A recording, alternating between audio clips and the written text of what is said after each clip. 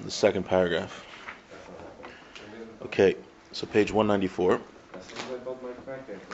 So the last time, just to bring it back, we were talking about how when we call Hashem by a name, we're in the middle of Siman, towards the end actually of Siman. Hey, see you later. So towards the end of Siman Pei, page 194 in the bilingual edition, we were talking about how when we call Hashem a name, we're never referring to Hashem's essence. We call Hashem merciful. We're not saying that He, in His essence, is merciful. We're saying that He relates to the world with mercy. Because when it comes to Hashem's essence, we don't understand anything really about Hashem's essence. We only understand the way He interacts with the world. And the way He interacts with the world, that could be limited. Hashem interacts with the world with a certain amount of mercy. Right? But that doesn't mean that He's limited in any way, chas v'shalom, to the amount of mercy that's possible. He just decided to interact with the world with that level of mercy. But we never ever call Hashem merciful or any other name. So now what the Ramchal is going to do is to show that just like we described Hashem that way, that Hashem interacts, that we describe the way Hashem interacts with the world and we don't describe His essence, that's going to be the same way that we're going to talk about the soul. There's elements of the soul that we really can't, the neshama, that we really can't understand, similarly to the way that we really can't understand Hashem. So that's where we're at page 194. Now we can understand this idea between the body and the soul. The body has different parts, different limbs. They have defined things that they could do. Right? The arm has a thing that it does, the heart has a thing that it does, the brain has a thing that it does, set amounts. Aval haneshama, halolofi atzmo hi inyan, but the neshama is one thing. So this is something we mentioned before, that while the body has many separate parts, the neshama is really one item, really one, I guess item is the way to say it. It doesn't have separate parts in the same way that the body has separate parts. And it is totally divorced from anything that has to do with the body. So we can't use physical terms to describe the soul. The way the soul is, the different ways that the soul does what it has to do is totally different than the way the body does what it has to do. Even when it comes to feelings themselves. But since what causes the body to do what it does? Right? The soul. You take out a soul from a body, the body just sits there like a rock. Doesn't do anything. So he's saying that while the soul is totally separate from the body, and the way that it does what it has to do is different from the body, nevertheless, it's the reason why the body can be mobile and can do what it has to do. So now we're going to have to know, how do they interact? Since the soul is causing the body to do what it has to do, yet the soul and the body are totally different, how does this interplay work? Like we've mentioned many times before, that it says umafli lasos, that it's we say in Asher Yatzar, the prayer after we go to the bathroom, that it's a pella, it's a wonderment how Hashem made us. And the Ramah writes that it means that the way that the body and the soul, which are two opposites, yet they're connected and they interplay together, it's a wonderment that Hashem made it like that. So now we're going to learn a little bit about how that works. Hi Hashem as ba'aznei haguf. Right, it's the soul that hears through the ears in the body. And it's what sees with the eyes of the body. And everything's similar.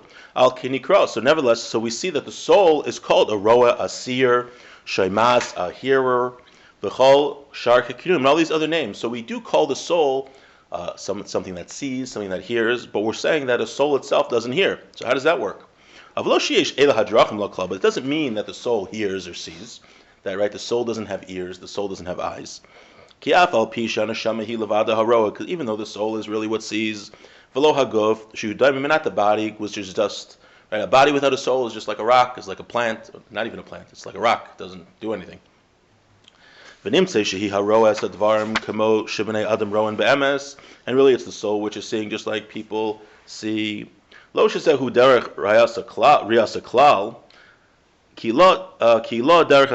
a different way to see. Totally separate from the body.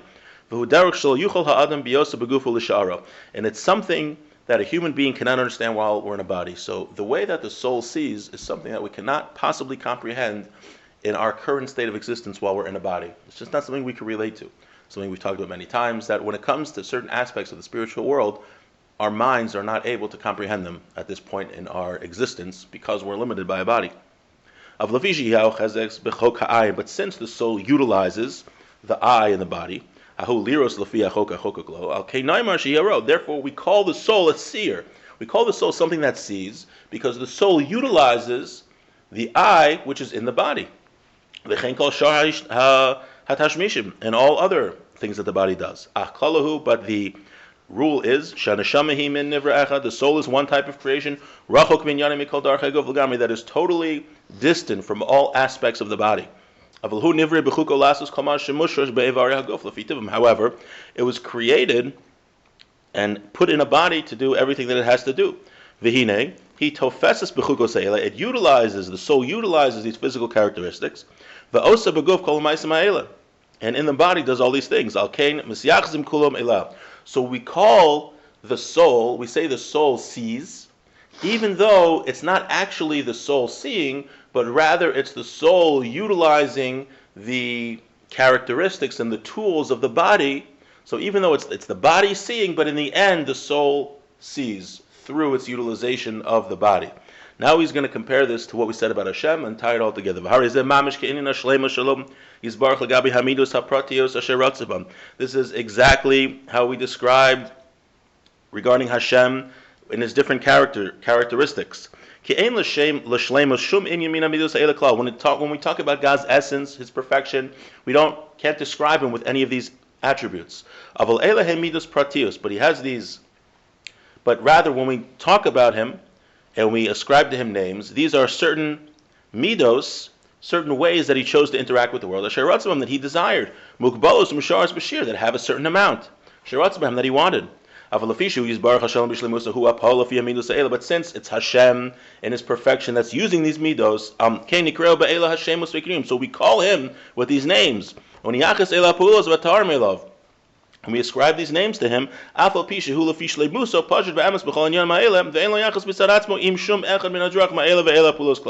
So we call Hashem, let's say, merciful. Even though it sounds like we're calling Hashem in his essence merciful, that's not the case. Hashem interacts with the world with mercy. So we describe Hashem as merciful, even though according to God's essence, you can't call him merciful because we have no understanding of what that means. And Hashem's mercy, we can't call his essence his perfection. It's only that he decided to interact with the world in that way with a certain amount. So we say he's merciful, which sounds like we're calling himself merciful. So to the soul, we can't say the soul doesn't see because the soul doesn't have eyeballs. The soul has nothing to do with the body. But since the soul was placed in a body and it's through the limbs and organs of the body that the soul perceives, we call the soul a seer, even though it's not actually the soul seeing, but rather the way it interacts with the body. So he's comparing the way we describe Hashem to the way we describe the soul. So I don't know, I just thought it was interesting and very powerful that this, we think we have a soul, like big deal, but the soul is so, we don't realize that it's so holy that we can't even understand its essence, and we can only, obviously, what? It's like you have a mini Hashem in you.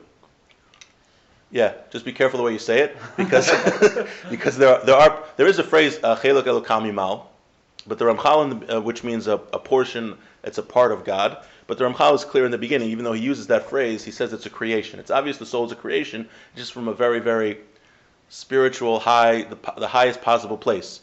These types of things you have to be careful because there are people that mistakenly think that a soul is a part of God. So if so, I could pray to myself or I could pray to you, God forbid. But whatever L'Kol Apachos, what he's saying here is that the soul is such a lofty creation, we can't even understand it, and we can't even call it, just like we can't call Hashem on his essence certain things, we can't call the soul certain things on its essence.